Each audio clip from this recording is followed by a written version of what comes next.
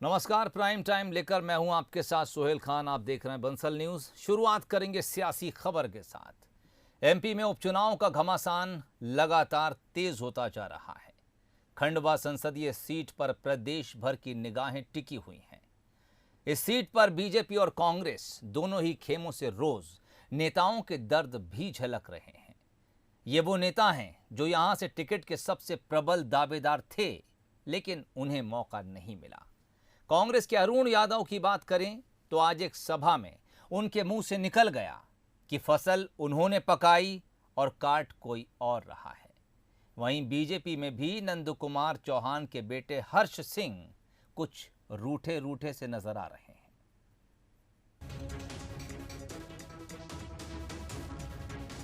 नंदू भैया निमाड़ की नैया, ये नारा निमाड़ में कई सालों से गूंजता रहा है, लेकिन अब नंदू भैया नहीं है। जब उनका निधन हुआ तो उनके बेटे हर्षवर्धन सिंह को उनका स्वाभाविक सियासी वारिस माना गया, लेकिन बीजेपी ने परिवारवाद के आरोप से बचने के लिए टिकट नंदू भैया के करीबी ज्ञानेश्वर पाटिल को दिया। जाहिर है पार्टी के इस फैसले से हर्षवर्धन सिंह नाराज हैं और उन्होंने चुनावी गतिविधियों से दूरी बना ली है। वो ज्ञानेश्वर पाटिल की नामांकन रैली में भी नहीं पहुंचे। उनकी नाराजगी को भांपते हुए नामांकन रैली के दौरान मंच से ही सीएम शिवराज सिंह चौहान ने नाराजगी दूर करने की कोशिश की। मैं हर कार्यकर्ता का संरक्षक हूं, क्योंकि मैं अब युवा नेता नहीं हूं, 63 साल का हो गया हूं। जोशी जी, पटवा जी, प्यारेलाल जी, नाना साहब, एक पीढ़ी चली गई तो कौन सबका ध्यान रखेगा? मेरी ड्यूटी है, मैं हर कार्यकर्ता का ध्यान रखूंगा। मैं हर्ष का भी ध्यान रखूंगा। और अर्चना दीदी बैठी, जब दुख का पहाड़ टूटा था तो मैंने अर्चना को कभी अकेले नहीं रहने दिया। मैंने कहा तेरा भाई जिंदा है अर्चना, चिंता मत करना। और कभी पहले राखी नहीं बंधवाई थी, मैं राखी बंधवाने अर्चना के पास जाता था, राखी बांध तेरा। हर्षवर्धन सिंह को टिकट न देकर बीजेपी ने परिवारवाद से बचने का संदेश तो दिया ही, साथ ही नंदकुमार सिंह चौहान के खासमखास ज्ञानेश्वर पाटिल को चुनाव मैदान में उतारकर परंपरागत वोटों की चिंता भी की। लेकिन हर्षवर्धन सिंह की कथित नाराजगी ने कांग्रेस को बोलने का मौका जरूर दे दिया है। अब हर्ष चौहान भी शिवराज जी की नहीं सुन रहे। कल नामांकन से नदारद रहे। भारतीय जनता पार्टी के तमाम नेताओं के मान मनोबल के बाद भी हर्ष चौहान नजर नहीं आए। अर्चना चिटनीस भी अपने तेवर दिखा रही है निरंतर, और जो अन्य दावेदार ने बात करें कृष्ण मुरारी मोगे से लेकर अन्य, सबके तेवर धीरे धीरे देखने को मिलेंगे। हर्षवर्धन सिंह की नाराजगी में कांग्रेस को उम्मीद भले ही नजर आ रही हो, लेकिन कांग्रेस में भी टिकट के प्रबल दावेदार अरुण यादव साथ में जरूर नजर आ रहे हैं, लेकिन मंचों पर उनका दर्द बार बार झलक रहा है। और मुझे हर बार पार्टी जो निर्देश देती मैं करता हूँ, हर बार फसल में उगाता हूँ, किसी को दे देता हूँ। 18 में भी ऐसा ही हुआ, उन्होंने कहा तुम्हारी फसल दे दो, हाउस ऑफ ले लो, फिर उगा देंगे। जाहिर है खंडवा लोकसभा सीट पर सालों तक जीत कर आने वाले नंदकुमार सिंह चौहान के बेटे को टिकट न देकर बीजेपी ने संगठन में एक संदेश देने की कोशिश तो जरूर की है, लेकिन अब बाकी समीकरणों को साधने में पार्टी को अतिरिक्त मेहनत तो करनी ही होगी। पीयूष पारे, बंसल न्यूज, खंडवा। तो उधर अरुण यादव ने बयान दिया और इधर अरुण यादव के बयान पर अब सियासत तेज हो गई है। अरुण यादव के उस बयान को बीजेपी ने फौरन लपक लिया है, जिसमें उन्होंने कहा कि हर बार फसल मैं पकाता हूं और काट कोई और लेता है। अरुण यादव के इस बयान पर बीजेपी के वरिष्ठ नेता भूपेंद्र सिंह ने कहा कि उन्हें अपने राजनीतिक करियर के बारे में सोचना चाहिए। उनकी कांग्रेस में हमेशा से उपेक्षा हुई है। यहां तक कि भूपेंद्र सिंह ये कहने से भी नहीं चूके कि अगर अरुण बीजेपी में आते हैं तो उनका स्वागत है।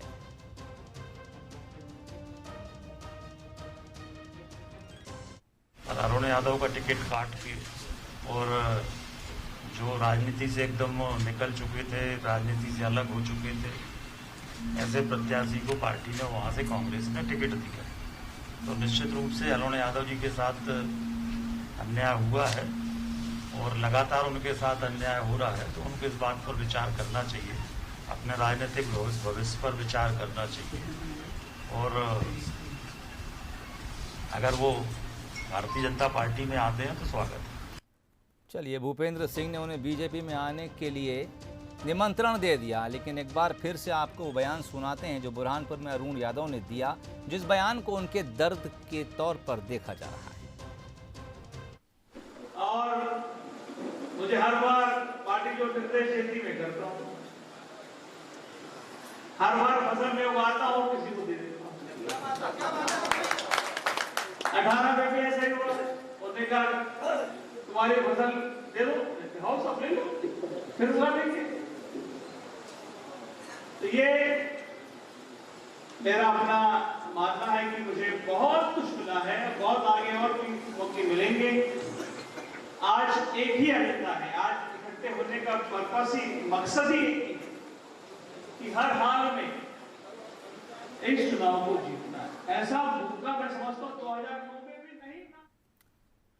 एमपी के सीएम शिवराज सिंह चौहान ने एक बार फिर कांग्रेस के नेतृत्व पर सवाल उठाया। सीएम ने कहा कि कांग्रेस का नेतृत्व दिग्भ्रमित है। कांग्रेस नेताओं ने पंजाब में अच्छी भली चल रही सरकार के 12 बजा दिए। छत्तीसगढ़ में 2.5 साल का मुद्दा गरमाया है। इसके अलावा सीएम शिवराज ने यूपी विधानसभा चुनाव को लेकर भी दावा किया कि यूपी में बीजेपी की सरकार पूरे बहुमत के साथ वापसी करेगी। मोदी जी के नेतृत्व में बीजेपी चुनाव जीतेगी। अच्छी चलती चलाती पंजाब की सरकार की, उन्हीं ने शब्द ठीक नहीं लेकिन 12 बजा दी, पूरी की पूरी अच्छी खासी सरकार चल रही थी। अब ऐसी कांग्रेस में जिसका नेतृत्व ही दिग्भ्रमित है, दिशा भ्रमित है, उनको खुद ही समझ में नहीं आ रहा कि छत्तीसगढ़ में 2.5 साल करेगी, 5 साल करें, राजस्थान में कैसे काम करें। अब ऐसी कांग्रेस में कौन रहना चाहेगा? तो अच्छे लोग सब भारतीय जनता पार्टी में आ रहे हैं, और उनमें से अगर कोई चुनाव लड़ने लायक होता है तो पार्टी चुनाव लड़ाती है। उत्तर प्रदेश में प्रधानमंत्री जी ने जो काम देश में किए हैं उसका व्यापक असर उत्तर प्रदेश में है। योगी जी ने भी अद्भुत काम किया है। भारतीय जनता पार्टी शानदार बहुमत प्राप्त करेगी, पहले से ज़्यादा सीटें प्राप्त करेगी। चलिए, बात अगली खबर की। एमपी की सियासत में ग्वालियर चंबल वो इलाका है जिसने बड़े बड़े नेता इस प्रदेश को दिए। जहां तक बीजेपी का सवाल है, ज्योतिरादित्य सिंधिया के पार्टी में आने के बाद से इस इलाके का महत्व और भी बढ़ गया है। वहीं केंद्रीय कार्यकारिणी में इस इलाके से 5 कद्दावर चेहरे शामिल करके बीजेपी के केंद्रीय नेतृत्व ने भी ग्वालियर चंबल के महत्व पर अपनी मोहर लगा दी है। ग्वालियर चंबल वो इलाका जो अपने दबंग मिजाज के लिए पूरी दुनिया में जाना जाता है। प्रदेश और देश की सियासत में भी ग्वालियर चंबल की धमक एक बार फिर दिखी है, खासतौर पर बीजेपी के केंद्रीय संगठन में, जिसकी केंद्रीय कार्यकारिणी में ग्वालियर चंबल के 5 दमदार चेहरों ने अपनी जगह बनाई है। केंद्रीय मंत्री ज्योतिरादित्य सिंधिया और प्रदेश के गृह मंत्री नरोत्तम मिश्रा को पहली बार केंद्रीय कार्य समिति में जगह मिली है, तो वहीं केंद्रीय मंत्री नरेंद्र सिंह तोमर और वरिष्ठ नेता जयभान सिंह पवैया ने समिति में अपनी जगह कायम रखी है। सांसद संध्या राय को भी विशेष आमंत्रित सदस्य बनाया गया है। केंद्रीय कार्यकारिणी में ग्वालियर चंबल को मिली तवज्जो कई मायने में खास है। भारतीय जनता पार्टी में जो हमारी पार्टी है उसमें कार्यकर्ताओं को सम्मान मिलता है और उनकी कार्य कुशलता और क्षमता के आधार पर उनको काम करने का मौका दिया जाता है।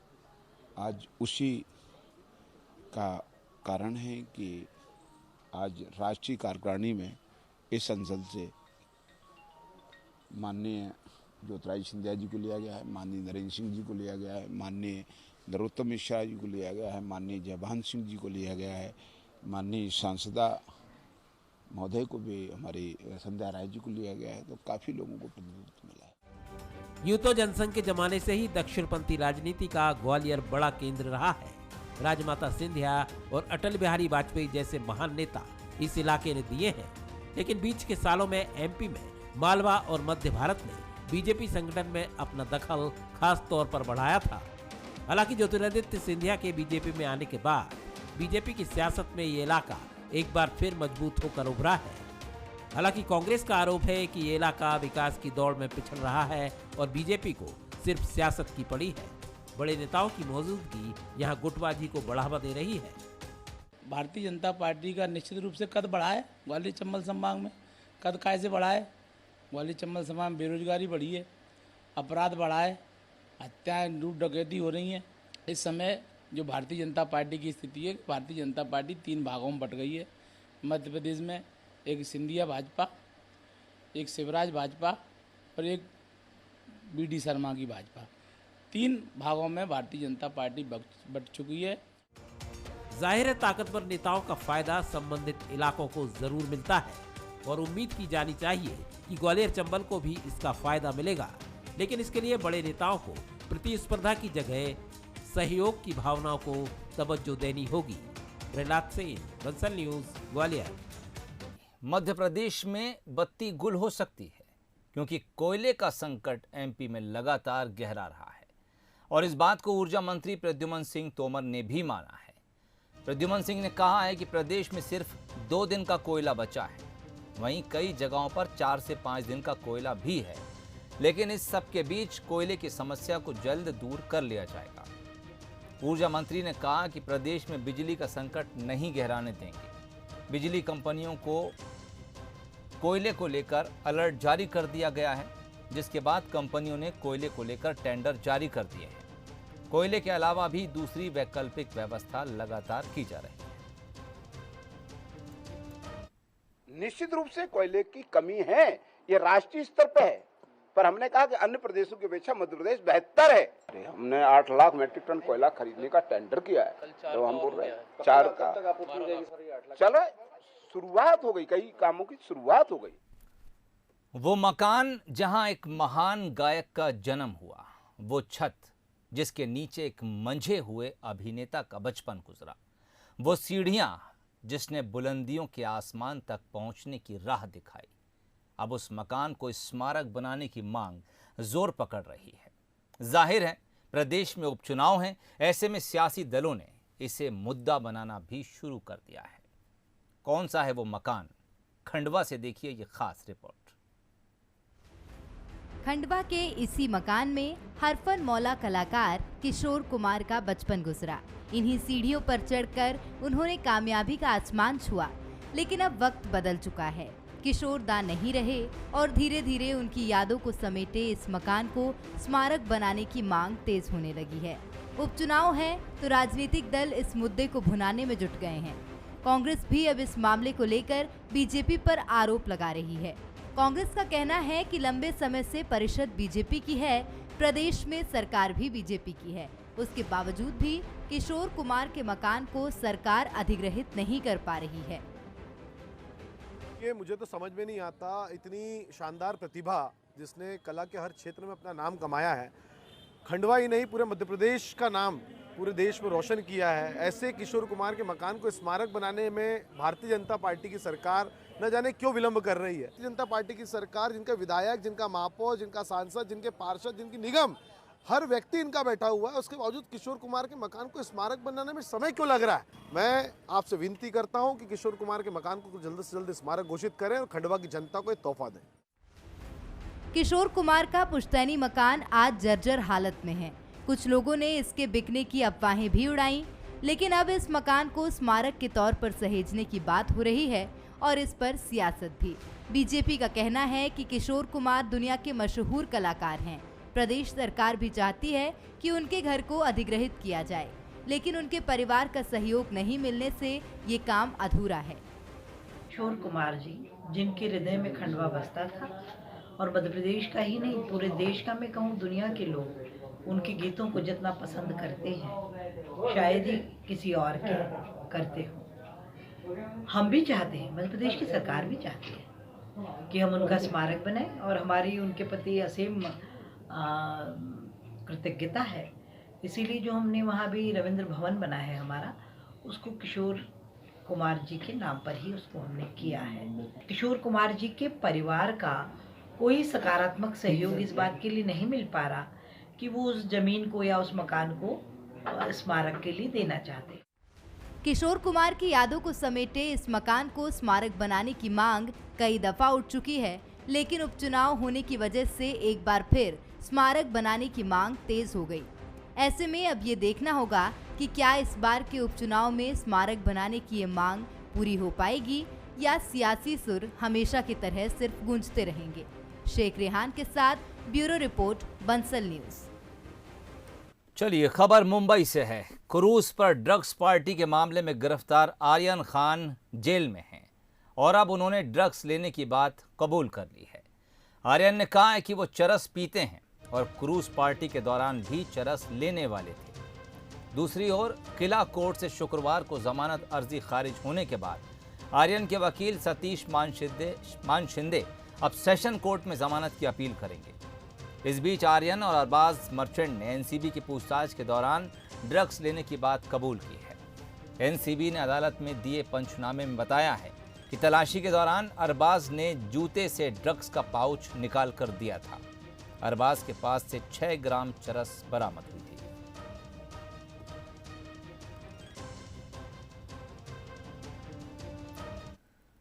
इस खबर के साथ ही बुलेटिन में फिलहाल इतना ही। तमाम अपडेट्स के लिए आप जुड़े रहिए बंसल न्यूज़ के साथ। मुझे इजाज़त दीजिए। नमस्कार।